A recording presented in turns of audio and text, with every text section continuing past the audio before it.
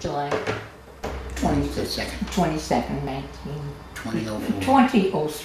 I'm sorry. 2003. Yeah, this is the beginning of an interview with Seymour Cy Levine at the CVHM at 415 East Water Street, Elmira, New York.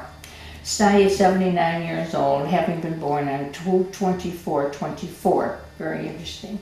I am Rita Shapiro, the interviewer. Cy, would you state for the record which war and which branch of the service you served in, and what was your rank, and where did you serve? Well, I served in the United States Army Air Force. This was before it became the U.S. Air Force. And I served, I was a corporal, and I served from 1943 to 1946. And all of my duty actually was in continental United States.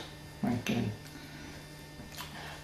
Did you enlist, or were you drafted? I was drafted. You were drafted, and where were you at the time that you were drafted? In New York City, where we grew up.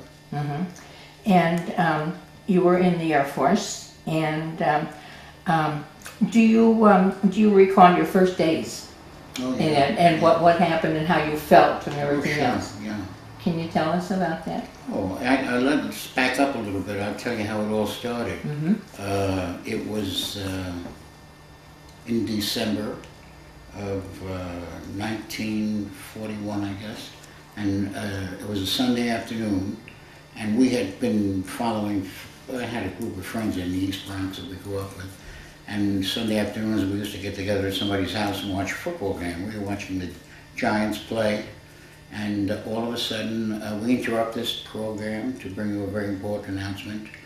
A Japanese aircraft attacked Pearl Harbor at such and such a time this afternoon, and we suddenly all realized that all of the things we had been watching on, I was going to say television, but you know, in the news and newsreels and when you went to the movies and so on, and the papers, of course, that we were really at war.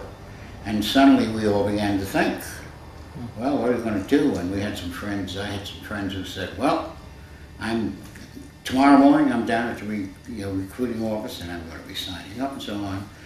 I had just graduated from, this was in 1941.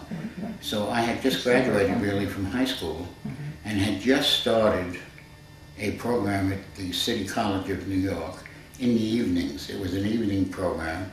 So I worked during the day, and then in the evenings I was going to college. And I thought, well, you know, I've got all this, it's a whole operation you go through when you decide you're going to do this, all the planning and everything. I thought, well, they're going to call me sometime, I know that, so I'll just wait until they call. Meantime, I'll do the college stuff that I really wanted to get under my belt. And that's the way it worked out. And so you were drafted then in 1943. And where did you go? Well, back up again, when doing all this thinking while I was working and going downtown every day, lived in the Bronx and I was working on 32nd Street in Manhattan, I would, your friends were going, you heard all about the things, and of course it was constantly on your mind. And I began to think about, well, I know this is going to happen, what do I want to do when it happens? Do I want to be a foot soldier and do this? Or do I want, and I thought, no, I really would like to fly. I think this is what I would like to do. So one day I used to walk from the subway station to where I worked. And I walked by a big office building that had gone by day after day, and the National Youth, I don't remember the exact name, it was a National Youth Institute of some kind, sponsored by the government. And they had classes there. At this place. When you say where you were working? Yeah, on 32nd Street in New York City, and it was the classes that you could go to. And they listed the things you can do, and among the things was an aircraft mechanic. And I thought, gee, that's an entrance, certainly entree to the Air Force. So I went in and got the information, found out about it. They had a long list of people waiting to get in. But they said they also ran exactly the same program in Maine, in Eastport, Maine. Quaddy Village is what it was called, and this program was run. Now they paid you, if you wanted to go, you were paid $65 a month, and it was a 7-month program. And I decided that this was now about a year or so after the war had started. I still hadn't been drafted. I was only, in 1944, I was 20. I mean, so this was 43. You know, I was 18, 19, I was still, you know, and waiting. So I went home and I said to told my mother that I thought this is what I was going to do. I was going to sign up for this program. And she said, oh, that's great. And when I said that I was going to have to leave and go up to Maine, she got a little concerned, but we worked that all out, and I did. I went to the program, and I went up in Maine. So I was there for about, it was 7 or 8 months, and really learned an awful lot about aircraft and how, you know, everything. And then time came, so I was drafted. Well, we went off to Camp Upton, which was on Long Island, and it was a place where all new people went, the newcomers went. You went for your shots, you went for your uniforms, you went for the whole thing, you know. Some guy standing there, watch out for the hook, you know. It was a big needle that was going to, it was great. So the first morning I got there, we were organized, I guess we got uniforms, and the next morning so on. We were all drawn out, and big old tough sergeant comes on, yeah, line up, he's now. I want all you people who have graduated from college, line up over here. And all you people who have graduated from high school, I want you to line up here. And the rest of you who have nothing like that, line up here. Now, what we're going to do this morning is all you college guys, because you're so smart, you're going to go around this area, you're going to pick up all the cigarette butts that you can find. And you high school people, you follow them, pick up anything they don't get, and see that it's all clean and spotless by the time they get back. And you people over here, now you stand around and watch them and learn something. Now that was my introduction to the Army. And I thought, well, you know, that was funny. So I went through the procedure that they have, and then you went for classification and of what you were going to do. What were your choices? Do you remember? Well, my choices were go in the infantry, you can go to this, you can do that, you can do that. The guy standing around, and I was branch of the service. And somebody said, you know, you'll be a good cook. I said, cook? Are you crazy? I've just gotten through going through 8 months of government-sponsored and government-paid aviation school so I could learn a little bit about aircraft because I want to be in the Air Force. Oh, he said, okay. So I could have been a cook, but I went into the Air Force. And then we went to, for basic training, we went to Miami Beach. And I guess that was really where a lot of the aircraft people in the eastern part of the United States ended up going to. And I don't know, it was 6 Were you with any people that you knew Nobody. or that you had met before? No, nobody. Yeah, and they were all new people that we met. And you went through the whole procedure of indoctrination into the armed forces. I finally, when we were finished, I was sent to go to aviation school in Tulsa, Oklahoma. It was a Spartan School of Aeronautics, which I think is still there and still operating. And that was a 6-month program that you had to go through. And we lived on the air base and went to Spartan School of Aeronautics. And it was a regular school program. I mean, 8 o'clock in the morning, so, you know, the whole thing. And it was a very good program. And we learned almost everything you needed to know about aircraft, basically. And but I wanted to fly, so I tried to find some way of. And in those years at Tulsa, Oklahoma, Douglas Aircraft, which built the B-24 bomber, were building B-24 bombers in Tulsa, right next to where we were. And I met somebody who was permanent party for this little base for us, who said, if you like, you ask around, because they test fly B-24s. Everyone that comes off the line's got to be test flown.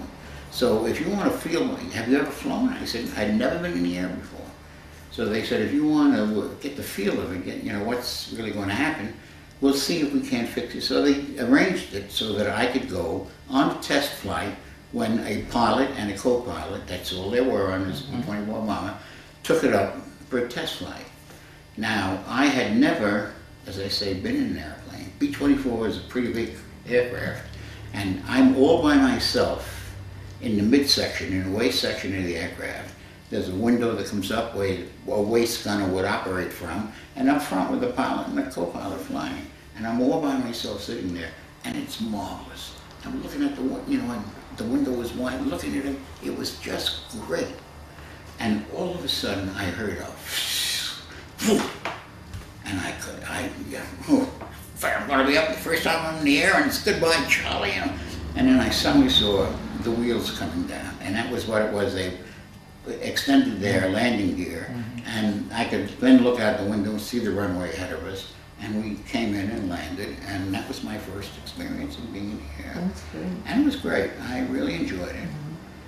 And then went through the whole program, which, as I said, was 6 months, and about a month before you got fixed, you had the opportunity, if you wanted to apply for, they didn't guarantee that you were going to get it, but if you wanted to, you could apply for the Aviation Cadet Program, which was the elite class of where you really learned how to fly, and you went through a whole program, and it was for... It was a pilot program. It was a pilot for pilots, but they also had bombardiers, and they had navigators, that they all did this. And I thought, gee, that's the program I want to get into. So I filled out the application, made we graduated from the school, from Spartan, and I had really good grades and everything. And finally had to do a personal interview to see whether or not you would get into the program. And you walk into an office kind of like this, and there were 3 commissioned officers sitting, and they asked you questions, and it was, why do you want to do this? Why do you want to do that? And it was funny, because on the application that you filled out, one of the questions was whether you speak any foreign languages. And I, in high school, had taken 3 years of German. And then at college, I was going to college at night, I was taking a German course too. I thought, I know. So I put down German. And questioning was going along. All of a sudden, I was sitting over here, said something to me in German. And he said it quickly, and and I didn't even get, I said, what was that? Oh, he says, okay, I just want to see this, you speak German. I just wanted to see how fluent you were and so on. So that was the end of we didn't talk about foreign language anymore. But I got into the program as an aviation cadet. So we went to, the program was a very long program, because we went to an Air Force base, and you were going to do work on flight line and learn about that end of it. Then you were going to go to college. There were colleges all over the country where they had programs for aviation cadets. I went to, for the first part of it, I went to Shepherd Field in Texas and went through the whole program there. And then we were off to college, and there were about 30 of us. And we had a class designation, and we went to Cedar City, Utah, to the State University of Utah, Cedar City branch, and this is high in the mountains of Utah.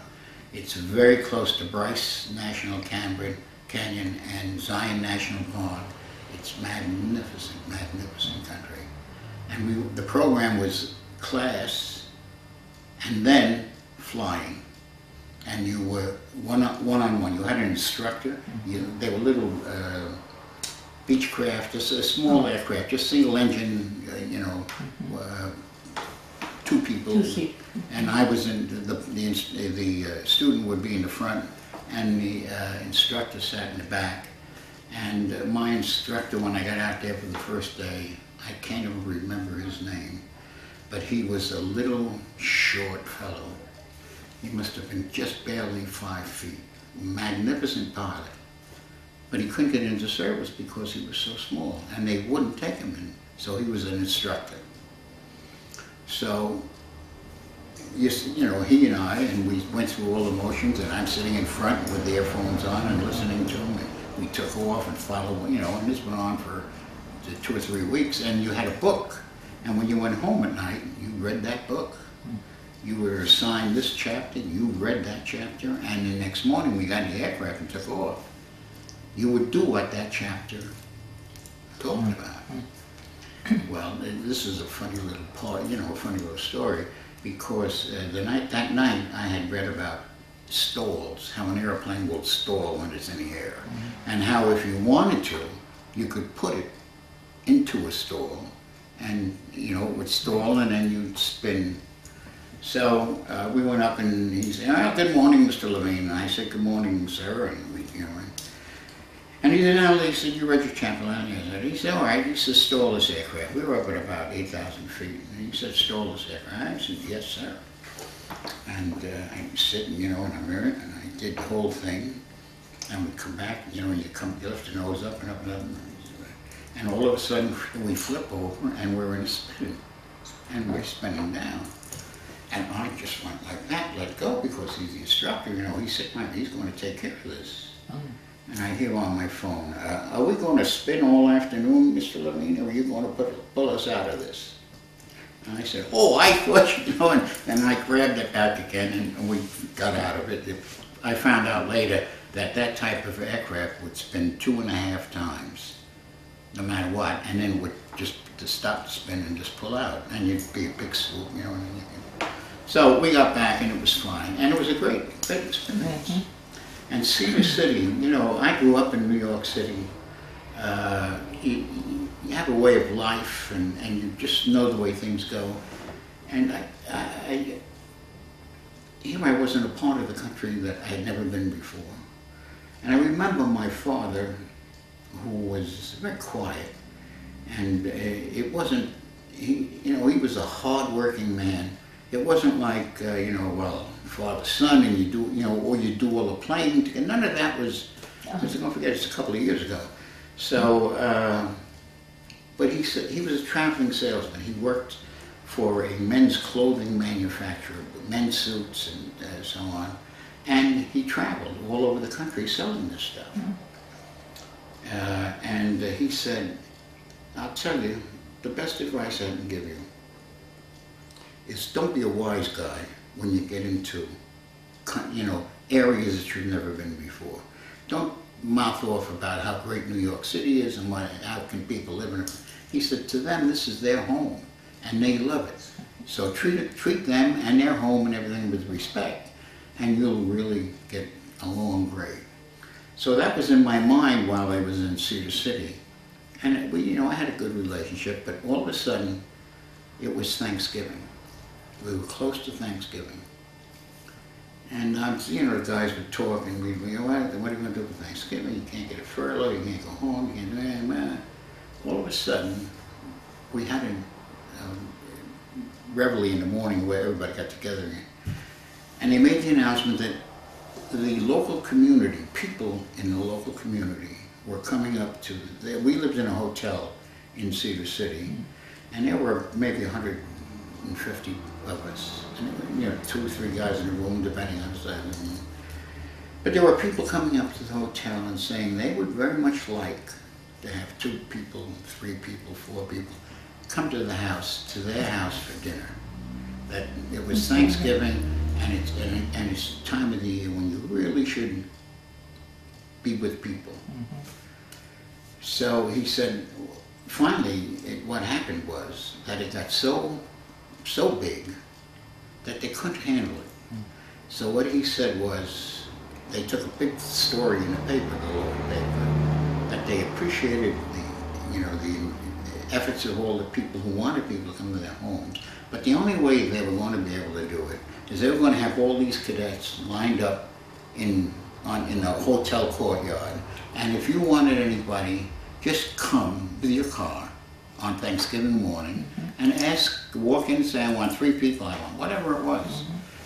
And I had 2 friends that I had gotten, 2 guys that I had gotten pretty close with. So the 3 of us went down that morning, and the guy up front was calling, you need 4, that's a party of 6 men. He finally 3, so we put our hand up. And he said, okay, over here, and gave us a name, and there was an older man with a pickup truck, an open back truck. Oh.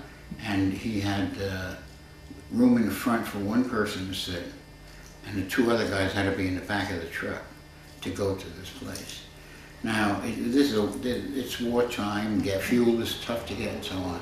This guy drove about 12 miles to come into Cedar City to pick us up, 12 miles back, and we had a great afternoon. It was just terrific. And then drive back into the city and drop us off. And everybody who wanted to go someplace went. Everybody had a place to go. So, I thought, okay, this is great.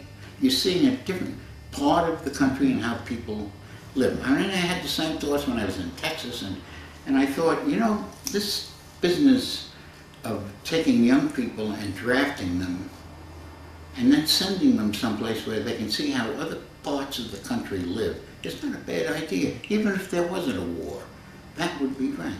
And then all of a sudden along comes Kennedy, several years later, we have the Peace Corps and we have this kind of thing, and it really worked very, very well. Well, anyway, I'm drifting away from my story, but we finished the program, and we were assigned to California for the next part of this training. And I'm trying to remember where it was. It was just outside of Los Angeles, and the name escapes me, because we really didn't stay long. We got to where we were going, and they made the announcement as we got off the train that we were on, and that anybody who had previous service, raise your hand. About 3/4 of us, more, had our hands up. He said, all right, you people over there. And he said, we're at the point now, and this is government orders, where we're filling up with all of the slots that we have a lot of pilots, we have navigators, we really don't need. If you've had any previous, and it was right at the invasions in Holland, when they had I can't remember the name, the big Germans that turned around, and there was a big battles going, Battle of the Bulge. Yeah, Battle of the Bulge. And he said, anybody who's had previous service has to go back to the particular thing that they were doing at that time. So that was the end of my flight training for a pilot or navigator or bombardier. So they sent me to, I was listed as an aircraft crew chief. And so they sent me to Wendover, Utah, which is right on the Utah-Nevada border. Wendover is right near the Great Salt Lake. Close to where you were, though. Yeah. Well, you were in California. Yeah, we were in California, we had to go back. And what we were going to do was just be mechanics and do whatever it was we were supposed to do. And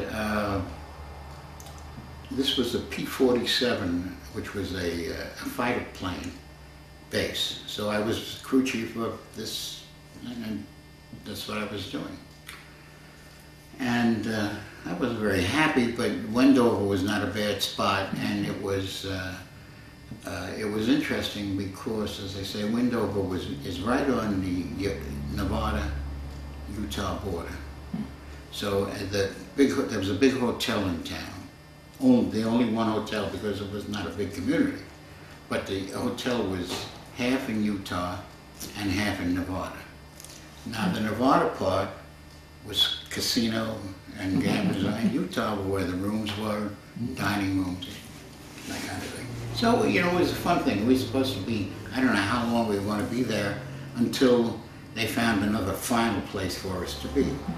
So in talking to some of the people, I said, well, if I can't be a pilot or anything, I'm an airplane crew chief. Bomber aircraft have a crew chief that flies on the crew as part of the crew. You have gunners and that's what I'd like to do. So I was assigned to a B-17 squadron, and I was a crew chief on a B-17. Now, on B-17, the crew chief, there's the cockpit, and the pilot sits here, and the co-pilot is here, and right in back of them is a little platform, and that's where the flight engineer stood. And you watch the engines, and you know, when the aircraft got more sophisticated, the flight engineer had a little chair that he could sit on, and a console in front of him where he could do all of the things that he needed to do. So I was a flight engineer, and that was interesting. And we were assigned to a crew, and we were going through flight training, getting ready to be sent overseas as a crew to England, was where we were going. And the training was, you know, all circumstances, all different kinds of things. And part of it was gunnery training, because you had 1, 2, 3, 4, 5 people on the aircraft who fired guns. You had, you know, a waist gunner on both sides. You had a belly gunner, which the turret was on the bottom. You had a tail gunner, which was on the back of the plane. And then you had the flight engineer was the top turret gunner, because all you did was just turn around, bend down, and you'd stand up inside this turret. You were right there. And that's what we were doing. That's what my job was. We were on a training flight one day, and it was supposed to be air-to-air. So it was flying, and as if you were being attacked by fighter aircraft. And so you were shooting blanks and so on, but you went through the whole process. And we had about 5 or 6 people that were doing the training, you know, were in the training. And so we were all in different spots on the aircraft while we flew, but then you would get, everyone one by one would take a turn going into the turret, because that's where we were going to be firing from that top turret. And the top turret is very small. I mean, it's tight to get into. I was 6'1" and 1.5", and I weighed probably 170 pounds. So, you know, pretty big, broad shoulder. It was tight in that turret. And you had a kind of a motorcycle handle that you kept, and this is how you turned, you know, if you wanted the guns to go this way, and you could see them. You were looking right out of that turret. You could see you could see planes coming in at you, and so on. And we were up, on this day, we were up high enough so we should be on oxygen. And usually they have a little plastic bag that you can hook onto your mask, and that's your oxygen. But with going in and fooling around with taking off, and there were 6 or 8 people who were doing this, they decided to use the main supply, the main oxygen supply. It was a big hose coming off the side of the aircraft. The shoe would just snap it right on your, and you go into the turret and you'd fire. And when you come out, you take the hose off, you know, and hand it to the next guy. He'd go in and do it, and that's the way he did it. The handle of the turret is just like a motorcycle handle, but on this side there's a switch that activates the turret. So your hand would be on this, you know, and your thumb would just rest in that switch, and that would be enough pressure so that you had to, you know, it wasn't your thumb, it was your pinky. It was like this, and your hand would just push the switch down, and that's how you And Turn. there you go. Yeah, and you turn. Now, when I got through, you stop, stop the thing. I bent down to back out because, as I say, it was real tight to get out, and my hose some way fell on the switch. And as I started to move, the pressure was on, and the turret started to move because it depressed, my hose depressed that switch.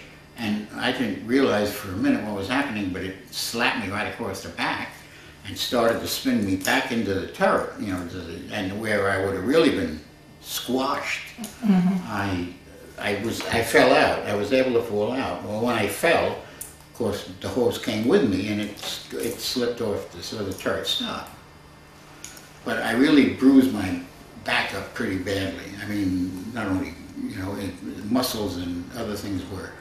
And when when we landed, I went to the hospital, and all kinds of rehab I had to do. And the physician said, I'm going to ground you. You're not going to be able to fly again because we. So I was grounded, and then he said, and for any length of time, permanently. Permanent. Yeah, and he said, and I don't think you ought to go overseas either. That's going to give you trouble probably the rest of your life. Fortunately, it hasn't really been bad. But so I was grounded, and then my record said no overseas duty. So I spent the rest of my career in the Army, but on local Air Force bases. So when I got out of this thing, I went to McCook, Nebraska. It was already, by this time, we were it might have been early 45. Were they already in the Pacific Theater? Pacific Theater, and it was early 45, but Germany was going pretty well. The Battle of Bulge had been knocked back and so on. So I was sent to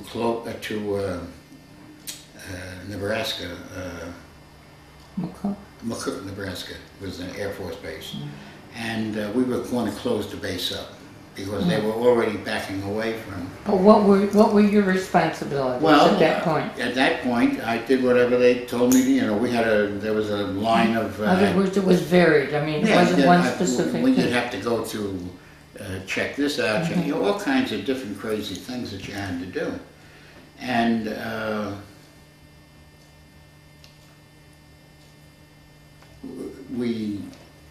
somehow, I don't remember the exact order of things, but there was something that came down.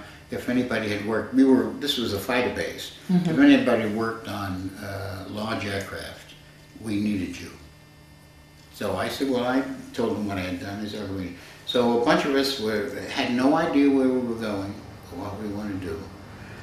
And we were sent to, overnight, it was in the middle of the night, we were sent to Clovis, New Mexico. And we got there late, and they took, I don't know, about 10 of us, took us off and took us down to the flight line to show us the ship we were going to be taken care of. I mean, not all the same, but I mean, we were assigned to that same airplane, but not, there were many of them. And it was a 29, which was very, at that time, top secret. No, not really top secret. People knew about it, but it was the ultimate of aircraft, and it's the ones they used to drop the atom bomb, to bomb Japan with and I was going to be a crew chief. On the ground, I wasn't going to be flying, but I would be in charge of a crew, taking care of one of these airplanes. And all parts of the airplane? Yeah, in charge of anything had to be done. You had to do daily checks on it when they went up. The crews were training. These were training missions for the crews that were going to fly these 29s. They were there for, I don't know, 6 weeks, 8 weeks, and then off they would go. And they were all going to the Pacific Theater of Warfare. So that's what we did. And you did that for the rest of the war? Yeah, I did that. At the same place? At the same place. And then I went to one other base. I guess maybe we went there first and then went to McCook, because that's the place I was not discharged from. We were from McCook. We went to Fort Dix, and we were discharged in Fort. I may be getting the two mixed up, but anyway, a funny story. As I said, this was a B-29 trading base, so they flew in all kinds of weather. They flew at night, and we had to be there when they come back. You know, you check the aircraft. It was like your service you did every day. One day we were on a getaway. A bunch of them were out, and we could hear the radios. And one of the planes were coming in an emergency situation, because they had shot up their own #1 engine. They were on a fire mission training. The B-29 was the first aircraft to have automatic fire cutoffs for their guns, for their machine guns. So, you know, a turret would swing like so, but any time, this is the tail of the airplane, your top turret is here, you know, you swing like this. If your guns were going to cross the turret, they would automatically shut off, so that you could not do them, you know. So then they would keep going. Now you're facing the front of the aircraft, and the 4 engines. And you're going with it. And well, you're in a turret going with it, but if you forget to take your hand over it shuts off automatically. 99% of the time. So we hear this guy coming in. They shot up #1, and it was an emergency, and they were coming in for a landing. And of course, then all the excitement on the flight line, the fire trucks are out and everything else. And the colonel of the base was a man by the name of Morgan, Butch Morgan, his name was, Colonel Butch Morgan, who was, before he had taken this assignment with the B-29s, was the chief bomber expert for Chennault, General Chennault in China, in that Chinese theater of Asia-China theater of operation. And he was sent back, and he came down on the flight line, and he was steaming. He jumped out of his jeep, you know, and wounded. What the hell happened? And finally the aircraft comes in, and it lands, nice landing, taxis up, stops. I mean, they got 3 other engines that are doing great. And the doors, those engines go down, and the doors open up, and the crew comes running over. And he's standing there, and he said, "Who did it? Who did this thing?" And the little guy, little waist gunner, he says, it was me, sir. He said, automatic fire didn't work. He said, it was me, my guns. And Morgan, big smile, and kind of relaxed, and he came up and he put his arm around the kid's shoulder. He said, "That's all right, son." He said, 4 more and you're a Jap ace. Well, everybody just went, you know. And then the plane came in and took, it wasn't my, you know, the aircraft that was crewing, but they took care of it and fixed it and, you know, whatever they had to do. But that was the, then, you wonder, the rest, who's it, Paul on radio says, now for the rest of the story. When I went to, going way back, I started college at night, going to school at night. And the very first, before classes even started, it was on a Saturday, I guess, and there was a welcoming party for all incoming freshmen. And I don't know, there might have been 100 people, I don't know how many people there were there. I had Coke and stuff like that. And I walked into the place, and I see a friend I played ball with in high school. And his name was Lou Wurtzer. Lou Wurtzer. Oh God, I can remember that. And he had 3 girls sitting around him, and they were talking. And he's got his foot on a chair like this, and he's got a foot cast on his ankle. He can't dance, and he, you know. So, hey, Sayonara, he said, do me a favor, will you? He says, dance with one of these girls. So I just happened to be standing with this pretty little dark-haired girl. And I said, would you like to dance? And she said, yeah, sure. So we started to dance. And it was very nice. And we were there for a couple of hours, and everybody went on their own way, went home. And Monday night when class started, I walked in my class first night, and this sweet young girl is sitting in the class. So I sat down next to her because I, was, and I said, "How are you?" "Fine," and it was Polly. And I hate, it's probably true, but we went through the whole 6 months of the class, and she always said I used to copy her homework, and probably I did some of it. But we both lived in the Bronx, and I lived maybe a mile and a half from her, where we lived, but both in the East Bronx. So, and we rode the same subway home, and she had two other girlfriends who went. So the four of us would ride at night, and they would get off. We would get off at the same station. They three would walk the 2 or 3 blocks to the house, and I'd walk the mile to my house the other way. But I did that just so I could get. So we get close to New Year's Eve. My goodness, this is going back. And Polly had just had her 16th birthday, and her mother said to her, this was now close to New Year's Eve, she said, "If you want to have a New Year's Eve party, you can," because he didn't have a Sweet 16 party. So she was just, his birthday was in March, and it was 9 months later. So one night riding home, Polly said, "I'm going to have this party on New Year's Eve. Would you like to come?" And I said, "Oh, yeah, sure. She said, "Well, I'm going to have 8 or 9, whatever." She said, "But I could use a couple of more guys. If you have a couple of friends that you want to bring, you can, do this." So I said, "Okay." And I brought 2 of my friends. It's funny, Berkshire and Mush Fogel. I didn't even remember these things 60 years, 70 years ago. My God. So Bert came to me about halfway through the party. He said, "Hey, I've got this really nice girl." He said, "How would you like to go on a double date?" He said, "I'll ask her to go out, and if I tell her you and Polly are coming too," it was Pauline, it wasn't Polly. Yeah. So that's what we did, and we went out that one night, the 4 of us, and Bert never went back to see Chemung, but Polly and I, you see the So results. When you were in the service, did you keep in touch with her? Well, that's the end of the story. We kept in touch. We wrote. I came home. No, I didn't. I saw a lot of her before I went away. But from when I went away again, I didn't. But we kept writing and everything.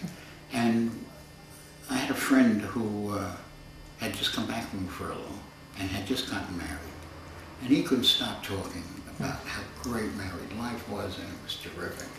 And he said, "If you really feel this way about," I said, "Hey, Pauline, why don't you ask him to marry you?" What did I know? I said, "Oh, it sounds like a pretty good idea." So I wrote, and I spelled it out, and I got a letter back, and imagine my surprise when she said, "Okay." Now, where were you at this point? This is when I was in Nebraska. In Nebraska? Yeah. And that was when you were the crew chief? Yeah. As a crew chief, before you were hurt? Or after? No, it was after I was hurt, but before I went on to the B-29s. Okay. I just had the 2 mixed up. So, we talked, and we made talked on the phone, we wrote letters back and forth. We finally had a day picked out, November 5th, 1944, and everything was in place except I didn't have a furlough yet. But I hadn't had a furlough for 2 years, and I thought there'd be no problem. So I went to my commanding officer, this little group at McCook, Nebraska, and I told him I needed to get a furlough, and I wanted to get it in the beginning of December, and I wanted to. So he said, "No, it can't." Well, I said, "All right, November." We had picked November. I said, "The beginning of November," and I got to have it. I want to leave late October, and what's the big deal? I said, "I'm going to get married." He said, "What?" I said, "I'm going to get married." Now his name was Lieutenant Goldstein, I think. And he said, well, I'm going to have to think about this. Now, it might have been early October, you know, so he kept finally, every time I go back, he'd say, I'm thinking about it. Finally, I said, look, this is not, first of all, I haven't had a furlough in 2 years. I can't see any reason why you can't say yes now. And number two, we're planning a wedding, and it's not going to be much of a wedding if I'm not there. Now, I've got to be there. Now, for crying out loud, what the hell's the problem? He said, I'll tell you what the problem is. He said, you think 5 or 6 years from now, I want you walking around saying, oh, that's SOB Goldstein. If he hadn't given me this furlough, I'd never be in this mess. So he said, you can go. So I went home, we got married. A funny story, we had to go get a wedding license. Now, Polly was 18, and I was 20. And you had to be 21 in New York State at that time. A man had to be 21 to get a wedding license. A woman could be 18, but a man had to be 21. So my mother had to come with us down to City Hall to get the license. And my mother's was a great sense of humor. She was a terrific gal.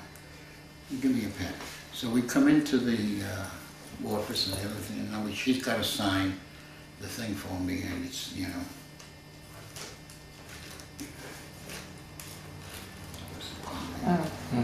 She looked at me, she said, you sure you want me to do this?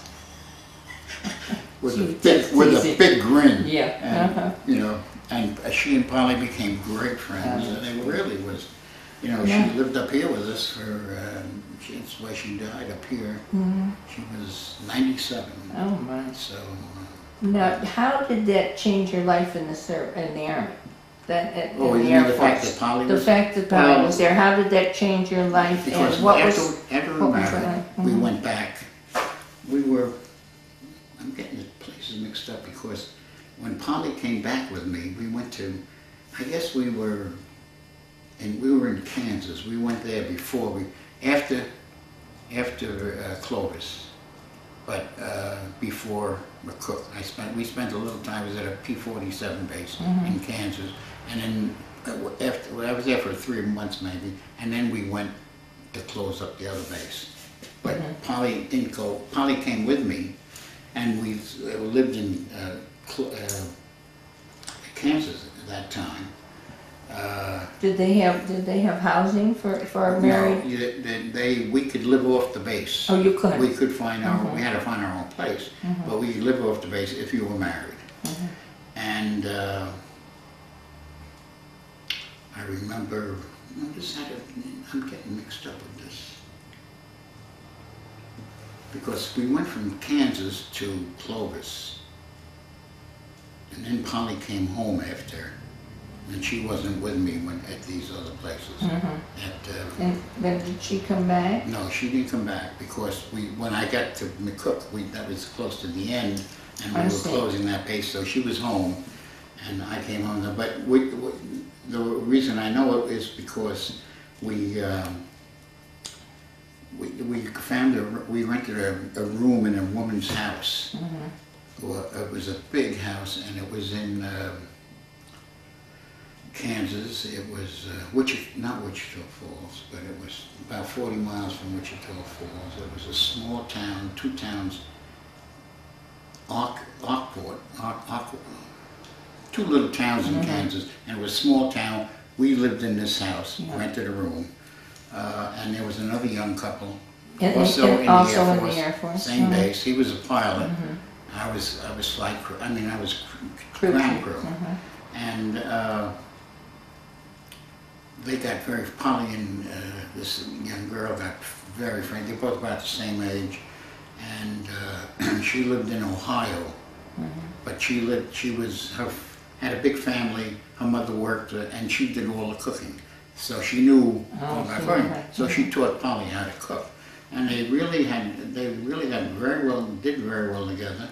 And I came home one night. I remember there was this beautiful cherry pie. Sitting, and we all ate together in the kitchen. The family we lived with, and there were just the two of them, and then there was Amy Dunn and Bud Dunn, and then Polly and I. But we usually ate together. And this beautiful pie, and I said, "Oh, Amy, that's just a terrific." And she said, "Thank your wife. I didn't make it. She made it." So that was it was really very, very nice. But I was wondering if it changed your life at all, and I want to know how it changed your life. It changed it because you suddenly had a home to go to. You had somebody waiting right there for you. You weren't footloose and fancy free anymore. You couldn't go off the base or look for something. Yeah, or look at all these. This was you had the responsibility of. And it was really, you didn't think about it as a responsibility. It was something that was really great. So I'd come home every night, and then she'd be there, and it was terrific. So it was easier. You were actually doing your work a little bit better with freer mind. Right, you might free your mind. You weren't bothered with all of the other things that used to bother you. And it was I thought. Did many of the men marry? That you knew of, there, did many of them marry while they were still in the States? No. Never, out of 100, I think maybe. I mean, did that number change? I mean, constantly.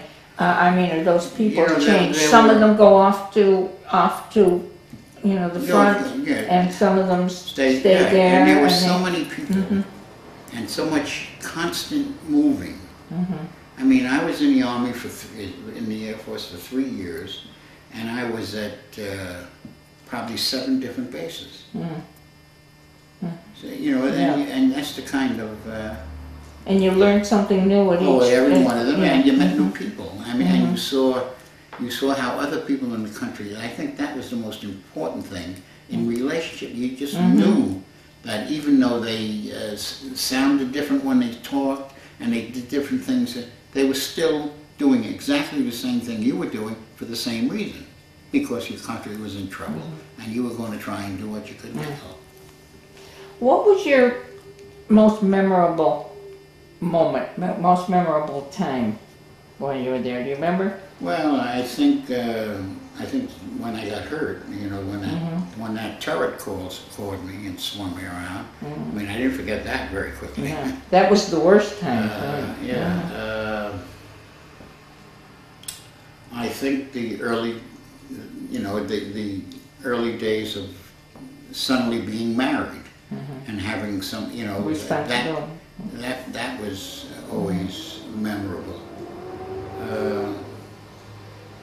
What in all do you think that your time in the service do for you?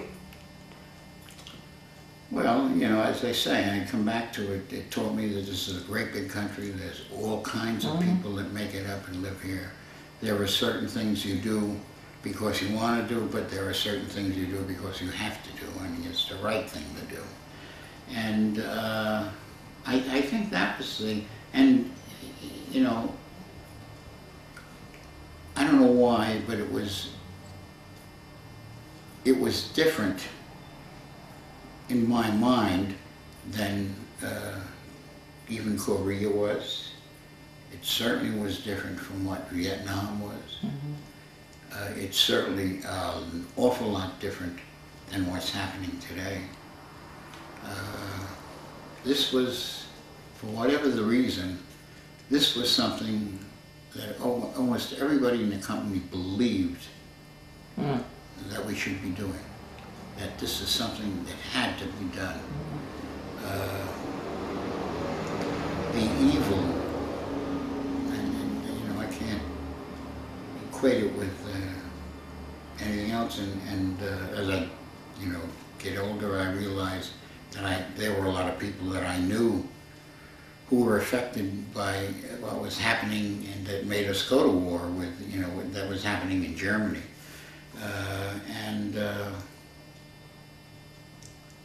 You just felt like this was something that had to be done, and you wanted to be part of it. And I don't sense that today. No.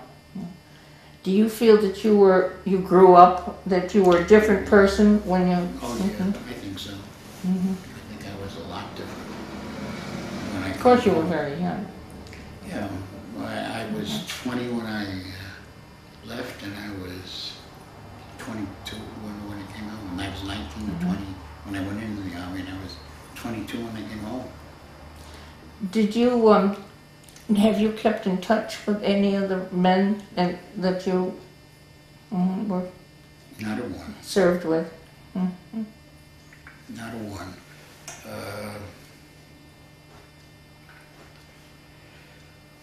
It's funny, 1972, when we had the terrible floods that we had here, I was working for Chemung Electronics. And we had the water at our store was on Church Street. And the entire store at the height of the flood was underwater. Everything we had in that store was water soaked. It was fine. When I say fine, I don't really mean not only good, but it was very delicate. Electronic instruments and pieces of electronics. And the companies that we did business with, I thought, were really very, very nice, because we had their approval to bring stuff back to them and they would exchange it for nothing. And I remember that one of the companies, I don't remember the name, was in New Jersey. And a young guy that just came to work for us, and I took a small truckload of the stuff back to this company in New Jersey. And they kept saying, Sam who owned the place, now when you get there, you see Murray Fogel, and he'll take care of this, and so on and so forth. And at that time, it struck me, gee, Murray Fogel sounded like it's somebody I ought to know, but nothing came to mind. So we got in the truck, and we drove. I drove, and he came with this young man was with me, and we got to the factory in New Jersey. It took about 5 hours to get there, I guess, maybe. We pull up, we get out of the truck. Oh yeah, we expect you, come in and back it up. And this man came walking in, kind of plump and chubby, And he said, somebody said, that's Mr. Fogel, he's the guy you got to see. And I said, okay. And I went up to him and shake his hand. And I looked at him for a minute. And I don't know why it came to my mind. I said, when you were a kid growing up, did they ever call you Mush? And he said, yeah. I said, Mush Fogel. I said, holy smell. And that was really the only time. You met anybody that had been connected? That had been connected with those early, so we chatted, and I got in the truck with the kid, and we went, and that was it. You never saw him again. Never. But I think we're about through. Yeah, I do. Thank you very much, Sam. Very, very good. It was interesting, but like I said, it was no great. I defended Clovis, New Mexico from Japanese invasion, Yeah, so you're laughing. Did you ever hear, there wasn't a Japanese guy got within 1,000 miles of Clovis, New Mexico. We were terrific. Oh my, is that all right? It's off.